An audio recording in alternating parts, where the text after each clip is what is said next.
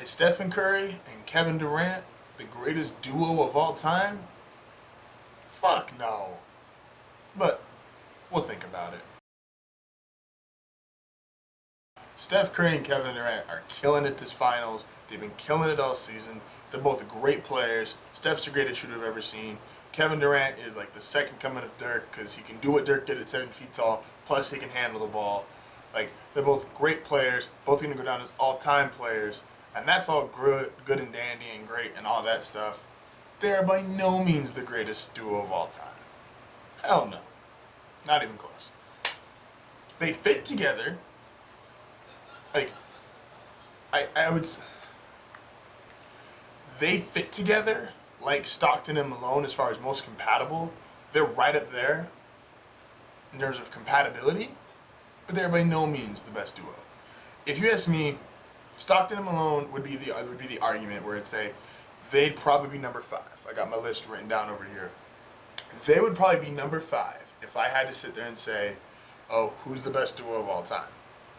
Be tied with them. My next one would go to Wade and LeBron, who I think are probably the most talented duo of all time. When they were together, it was crazy. I mean, there were just two guys who could literally just dominate the game. Yeah, Chris Bosh was there, but you didn't need a big three. You just needed those two guys on the court and 8 of the guys on the team, and you would have won.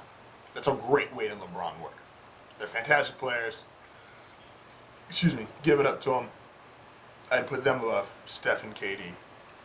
Next, you've got to where I think you get into the elite class of Magic and Kareem would be next on my list. You've got Magic Johnson, who's the greatest point guard of all time.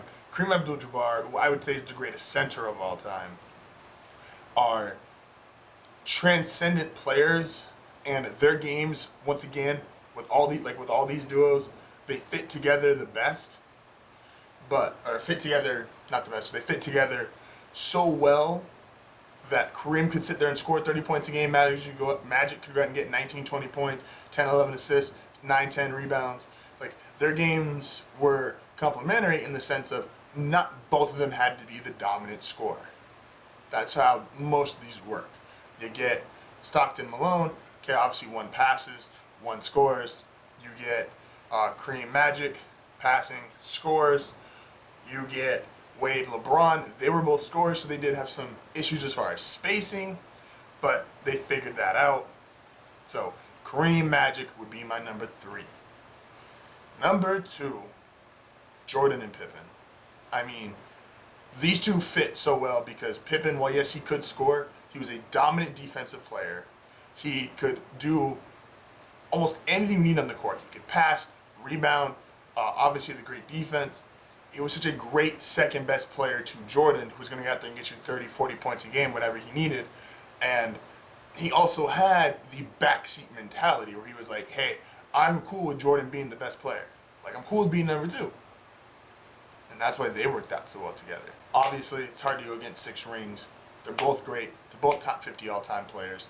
But I do have an issue with the fact that I feel like with all of these, with all my 2 through 5s, that they're all based on one guy being a pure and another guy being good, but not, with maybe my exception being Wade and LeBron. Obviously, we're both top tier players. But the number 1 duo of all time, and I really don't think it's close, is it's Kobe Bryant, yeah, that guy, and Shaquille O'Neal. I apologize for the glare. I'm going to get that fixed in my next video. These two are not only great, because not only are they top 6, top 7 all-time players, not only did their games complement each other's, and one was a perimeter, one was on the big, you could have made a case they were the best inside scorer ever, and you can make a case he's the best perimeter player ever. And people are going to go crazy and say, oh, well, Kobe's obviously not better than Jordan. But Jordan wasn't like the greatest perimeter player ever. Like, Kobe Bryant is literally Michael Jordan who can shoot jumpers and he can shoot threes. Is he all-time great three-point shooter like Curry and Durant? No, but he didn't have to be because he had Jordan-type driving and athleticism and that kind of a skill set where he had 4 or 5 moves he could get you at any time. They're the only duo on this list that gets you 35, 40. They could both get you 35, 40 points in a single game without contradicting each other. Yeah, Wade and LeBron could both get 35, 40, but it was, hey, you go, then I go, you go, then I go, you go, then I go. Kobe and Shaq could do it while they're on the court together. Shaq's the most dominant inside force of all time, just due to the fact that he's huge. He's a monster. He's 7 foot, played at like 330 pounds. He put an elbow into you. It was lights out. You can't defend that. Just too strong to actually deal with.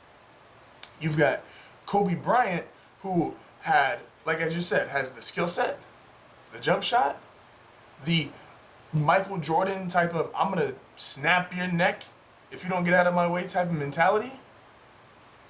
Kobe and Shaq should have won 7, 8 titles. The only reason they didn't is because they just couldn't stand each other. But what do you expect when you get two alpha males? They're not going to want to stand each other. They're both going to want to kind of be like, hey, I'm the top guy. Kobe and Shaq, they're number one. They're the best.